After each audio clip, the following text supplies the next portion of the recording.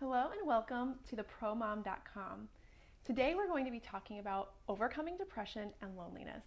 If this is your first time joining me, my name is Melissa Sykes and I am on a journey to becoming a professional mother. What I mean by that is I'm on this journey to treating my chosen career of being a stay-at-home mom with the same excellence and diligence that I treated a career outside of the home. So it looks very different than how I treated it prior to pursuing it as a career. But anyway, today we're going to be talking about overcoming depression and loneliness. And I can tell you, I was really nervous recording this because this is something that I battled, but I've not really told anyone about it. Like, there's maybe 3 or 4 people at all in this world, including my husband, who I've ever talked about this subject. So, about a year ago to the day is where I hit a rock bottom of just feeling completely hopeless and feeling, the best way I can describe it is feeling like I was drowning, to be honest. I felt like I was in the middle of the ocean and just getting one wave hitting me over the next, and that I was just trying to keep my head above water. And then there would be seasons where all of a sudden my feet would hit solid ground, just barely, but I would have hope and I'd be like, okay, this is better. But then there would just be something that would happen that it just felt like another wave crashed down on top of me and carried me back out to sea. And then I was back into this horrible spiral of just feeling like I was just trying to keep my head above water. And the negative thought patterns that happened during that time were very all-consuming and very, very toxic. So I'm telling you this story because I think, honestly, this was really hard for me to share, but I really believe that there's at least one person out there who will benefit from this message. So a year ago, my husband and I had just returned from a family trip to an international trip to South Africa, which was really fun, but very, very challenging. It's, I believe, an 8-hour time difference. We were traveling with 2 small children. I'm trying to think, 15, 16, 17 weeks pregnant with my third. And it was very exhausting and very trying in many ways. And when I got home, I just remember feeling like taking a shower, and I did this often. I just cry in the shower, like why is this so hard for me? And I felt completely guilty because I would sometimes just fantasize, like I want to break from my family. I just want to get in my car and drive away and not come back for a long time. Like, a week is not long enough. A year is too long. So maybe a month. I just leave for a month and have a break from them. And then I felt really guilty because I have amazing kids, I have an amazing husband, I have a really incredible life. So I'm like, why am I feeling this way? Why do I feel so awful? And so I was taking a shower one night and I felt like the Holy Spirit told me, Melissa, you have got to get this under control or you will be suicidal in a very short time. Because I had never had depressing thoughts or negative, really, really toxic negative thought patterns ever in my life. And in 1 year, I just felt like it spiraled out of control. I went from being mostly happy and mostly confident to very quickly just feeling hopeless and defeated and like a failure all the time. And a lot of the thoughts that I thought all day long were that I was failing at everything and that no one liked me, and if people knew who I really was, that I would be hated. So I remembered that my husband had talked to me about something, saying, if you're battling something, you need to bring it into the light because the enemy has no power over what's in the light. So I immediately went downstairs and I was like, told my husband, I said, we have to talk. And so I told him everything that I was battling with. Prior to that, he had no idea. Like, he knew that I was struggling with some things, but he had no idea the magnitude. And I had spent the last several months trying to battle by myself, just thinking, if I just do this, and this, it will get better.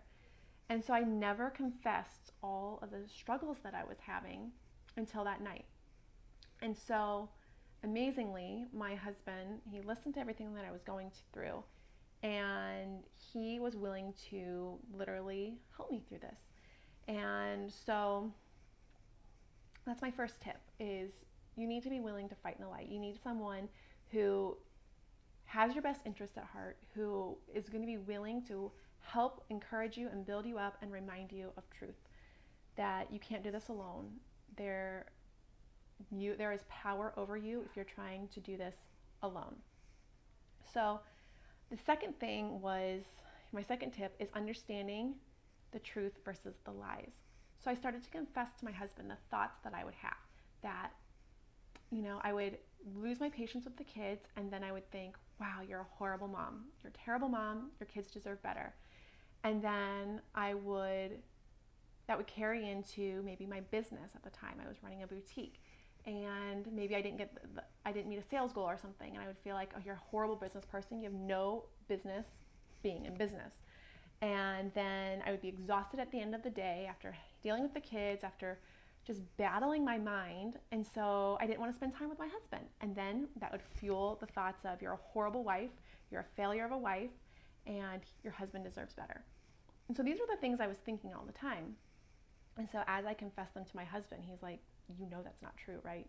None of that is true. And I just was crying, and I said, as I say these things to you out loud, I know they're not true.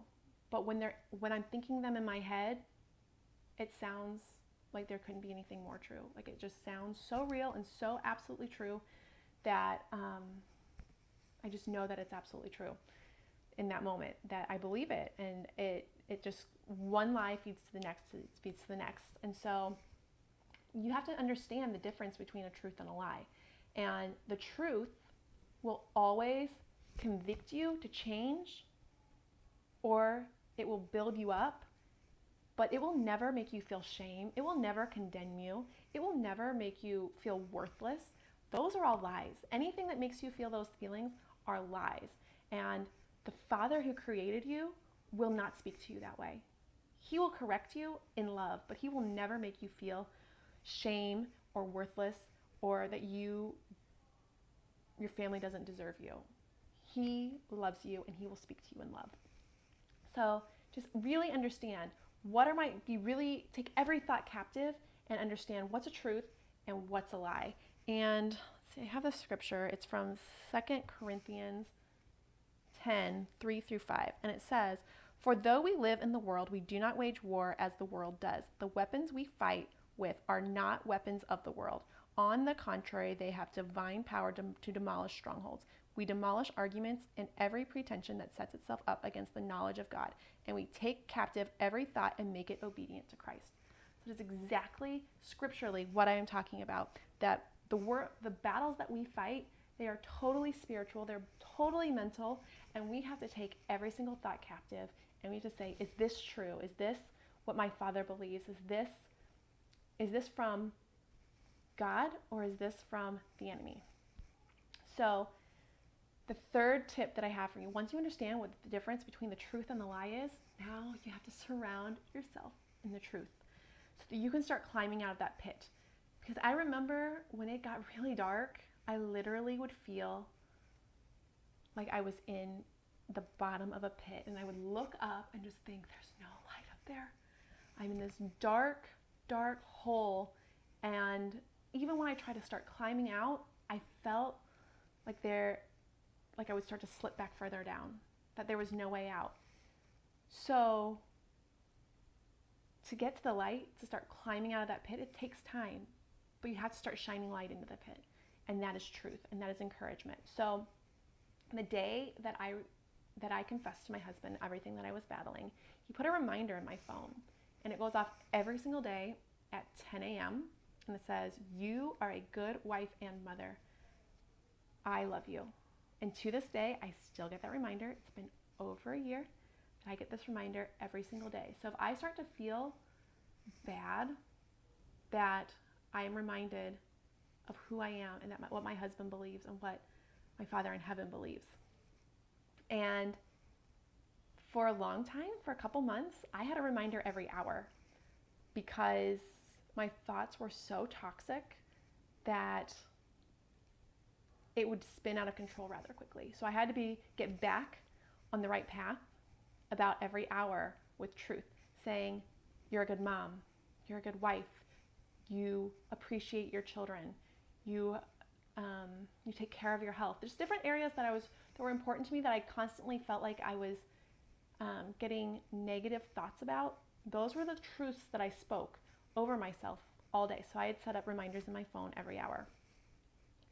Also, I have a bulletin board in my closet and cards that people have sent me of words of encouragement. I put those on that bulletin board. And anytime I start to feel these negative thought patterns come back, because they will try to come back, I go in that closet and I read the positive things that people have said about me. I'll print it out if someone sends me like a message or a text or something, or people have sent me cards. Now, a year ago, I didn't have a whole lot of people encouraging me. And that might be you. You might be like, say, hey, Melissa, I don't have people feeding me encouragement and appreciation. And you know what? I didn't a year ago either. But the fact was, I wasn't giving out any encouragement. So I'm going to say the last tip that I'm going to give you is, if you feel like you need to be encouraged, it's because you need to encourage others. And I took an edification challenge through Linda Page. It's a fashion company, and they believe that fashion is an inside job and that it starts with your heart. And one of the things that you can do to change your heart is edify and compliment other people. So if you're not getting complimented, if you're not getting appreciated, if people aren't pouring good words onto you, it's because you need to do more of it to other people. So I started sending out birthday cards, just really sewing into people, sending people words of appreciation. And when I started doing that, other people started doing that back to me. And that's not what my goal was. My goal wasn't that, hey, I want people to appreciate me more. But I realized that if I'm appreciating others, it makes me feel good. It takes the focus off of myself and off of my heart and off of my problems, and helps me feel good about letting other women and other people know that they are valued, that they are loved, that they are appreciated. And just the wonderful side effect of sowing good seed into other people's lives is that people started to do that back to me. And it's been amazing. Like, I treasure those people. There are certain people in my life who pour words of encouragement into me all the time, and those friendships I treasure so much. But I didn't have those friendships when I was just being lonely and isolated.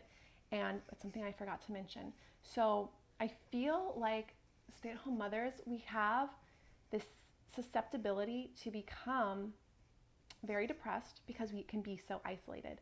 When we have a new baby, especially with my first, I was at home all the time, and when you're with a newborn, there's no one to talk to, and it got very lonely.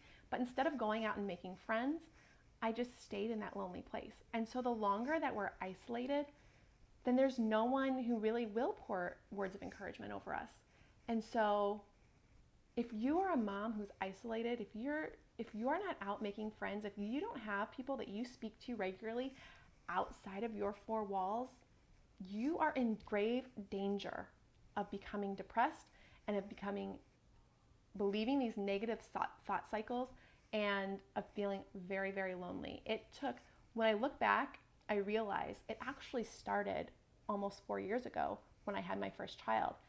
But I didn't recognize it until it was out of control. It was slowly, these negative thoughts were creeping in, but it wasn't until it was out of control 3 years later that I recognized, oh my goodness, this is really crazy. So one of the things you need to do is you need to get out and make friends. And one thing I did to start out with was I created an online, most of my friends were not local. So I created an online mom group where we just get together and discuss a book. Once a week, we get on Zoom, we discuss a book, and that provided me the opportunity to connect with a handful of other moms on a weekly basis. And that really lifts my spirits. I get so much out of speaking to these women, and it's really incredible just how we were able to build each other up and learn from each other and pour wisdom into each other. But then after I gained some confidence with doing that, because I had to break that negative thought cycle of you don't deserve friends, that people wouldn't be blessed by a friendship with me, that I don't have anything to offer other women. So after I built some confidence with this online group, then I was able to start venturing out and getting more involved in church and going to the playground with my kids and meeting other mothers locally. So now that I have friends locally as well. So those are the tips that I have for you to overcome. Like, I'm not a doctor. I'm just one person. This was just my experience of how I was able to climb out of the pit, and now, oh my gosh, it just feels like the weight of the world is not on my shoulders anymore. Most days I feel amazing. Most days I'm happy. Most days I feel confident. Most days I feel like I can conquer what's going on in my life. And most days I feel that I'm competent and worthy to be loved by the people around me. So just make sure that you confess to someone, fight in the light, understand the difference between the truth and the lies, surround yourself with words of truth, and edify, encourage, appreciate others so that they will edify and encourage you back. So I hope that today's message was really beneficial to you. If you are battling depression, reach out to me. Like, honestly, I would love to pour into you. I would love to be someone who helps, like, links arms with you and helps you overcome this, because you're not alone and you are loved and you are worthy. And if this has blessed you in any way, please like, comment, or send me a message. Share this message, because you guys, you never know who is depressed. No one knew when I was battling this. No one knew. Like, my best friends, my parents, my husband, the people closest to me did not know all that I was struggling with. So there's probably people in your life, especially if there's people in your life who feel like they've fallen off the face of the planet. Sorry about that. If you feel like they've fallen off the face of the planet, sometimes it's because people get busy, and sometimes it's because people are isolating themselves and pulling away from everything, and they're battling with some really serious negative thoughts. So share this message to help someone get out of that pattern and help someone else out of the pit. Help someone, you be that life preserver. If they feel like they're drowning, you be that life preserver. So thank you so much for listening to me today. I hope this was helpful for you, and I cannot wait to talk to you again soon. Have an awesome, blessed day.